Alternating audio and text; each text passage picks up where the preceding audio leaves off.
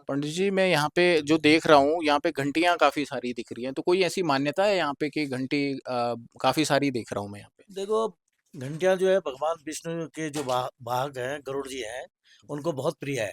जैसे इस टाइम अब गर्मी है तो इस एक एक कंबल प्लस सर्दियों में रजाई सहित हम्म।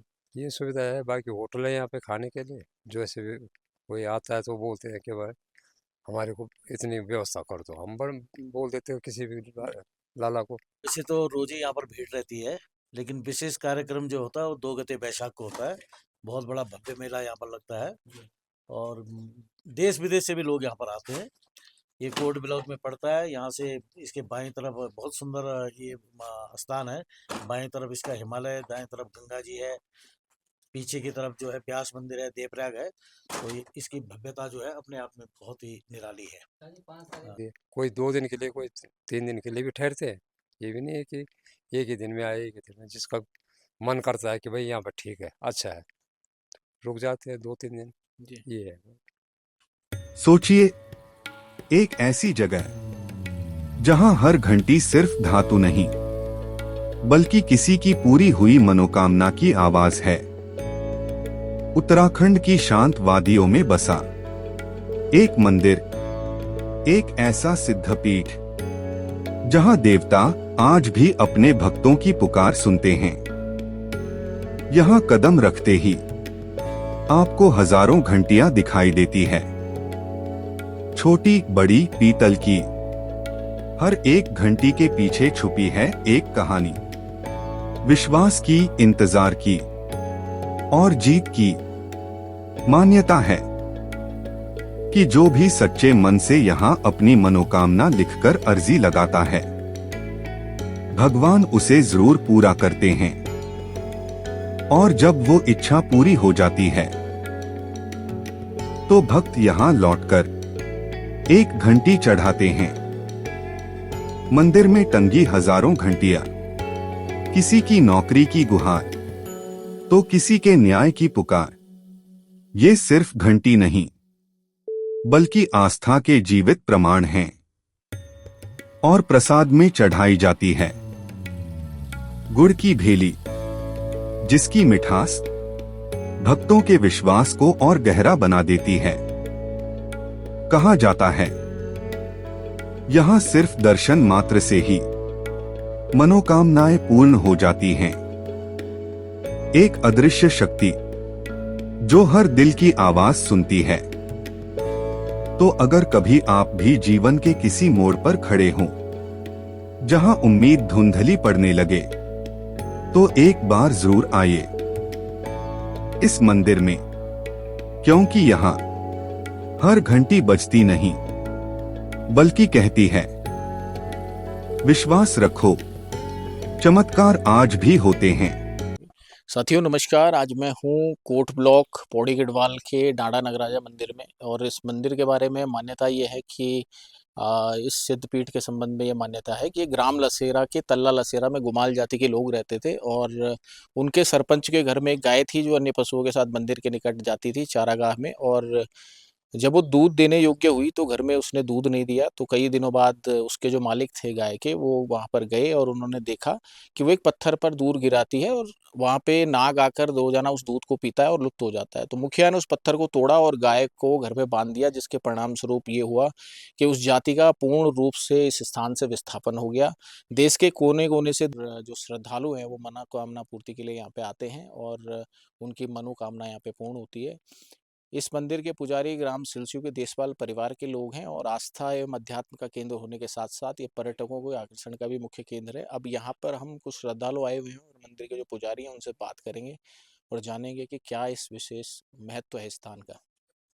अब हमारे बीच यहाँ पे जो मुख्य पुजारी हैं उनसे थोड़ा सा बात करेंगे और जानेंगे यहाँ के बारे में कि यहाँ की क्या मान्यता है। नमस्कार सर, क्या नाम है आपका? नमस्कार, नमस्कार जी। क्या शुभ नाम है सर आपका? मैं पंडित किशोर देशवाल। पंडित जी, आप ये बताइए कि यहाँ की जो क्या मान्यता है, क्या किस तरीके से यहाँ पे जो भगवान नागराजा का क्या किस रूप में विराजमान है और क्या यहाँ की मान्यता है? देखो, ये बहुत प्राचीन मंदिर है। और यहाँ पर मान्यता ऐसे है कि भगवान स्वयं ही नाग रूप में प्रकट हुए थे। और ये स्थान जो है मनोकामना के लिए एक सिद्धपीठ है। देश भर से यात्री लोग आते हैं और अपनी मनोकामना इच्छा लेके यहाँ पर से जाते हैं। कोट ब्लॉक का ये वैसे ऐतिहासिक मंदिर है, तो यहाँ पे कुछ कार्यक्रम या भंडारा इस तरीके का भी कोई आयोजन होता है साल में, किसी कोई मुख्य कोई तारीख है ऐसी? हाँ, वैसे तो रोज ही यहाँ पर भीड़ रहती है, लेकिन विशेष कार्यक्रम जो होता है वो 2 गते बैसाख को होता है। बहुत बड़ा भव्य मेला यहाँ पर लगता है और देश विदेश से भी लोग यहाँ पर आते हैं। ये कोट ब्लॉक में पड़ता है। यहाँ से इसके बाएं तरफ बहुत सुंदर ये स्थान है। बाएं तरफ इसका हिमालय, दाएं तरफ गंगा जी है, पीछे की तरफ जो है व्यास मंदिर है, देवप्रयाग है। तो इसकी भव्यता जो है अपने आप में बहुत ही निराली है। हाँ। पंडित जी, मैं यहाँ पे जो देख रहा हूँ, यहाँ पे घंटियाँ काफ़ी सारी दिख रही हैं, तो कोई ऐसी मान्यता है यहाँ पे कि घंटी काफ़ी सारी देख रहा हूँ मैं यहाँ पे? देखो, घंटियाँ जो है भगवान विष्णु के जो वाहक हैं, गरुड़ जी हैं, उनको बहुत प्रिय है। तो लोग श्रद्धा से लाते हैं, मनोकामना पूर्ण होती है या कोई मनोकामना लेके जाता तो वो अपने यहाँ पर घंटियाँ बांध के चले जाते हैं। इस प्रकार से है, कोई ऐसे विशेष वो नहीं है कि सबको ही लानी है।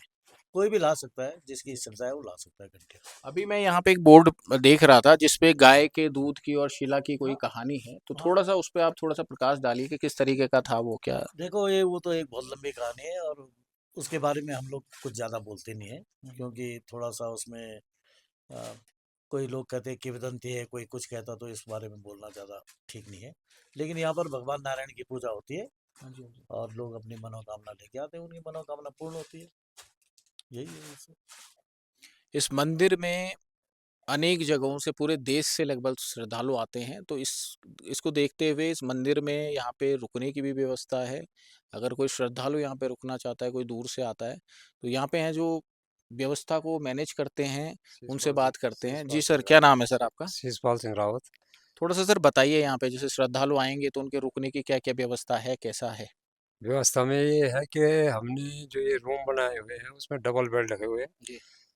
और लैट्रिन बाथरूम हाँ जी। प्लस गीजर, ये सुविधा तो हमारे है यहाँ पे। जी। जैसे इस टाइम अब गर्मी है तो इस एक एक कंबल प्लस सर्दियों में रजाई सहित ये सुविधा है। बाकी होटल है यहाँ पे खाने के लिए, जो ऐसे भी कोई आता है तो बोलते हैं कि भाई हमारे को इतनी व्यवस्था कर दो, हम बड़ बोल देते हो किसी भी लाला को कि तुम रुक जाओ।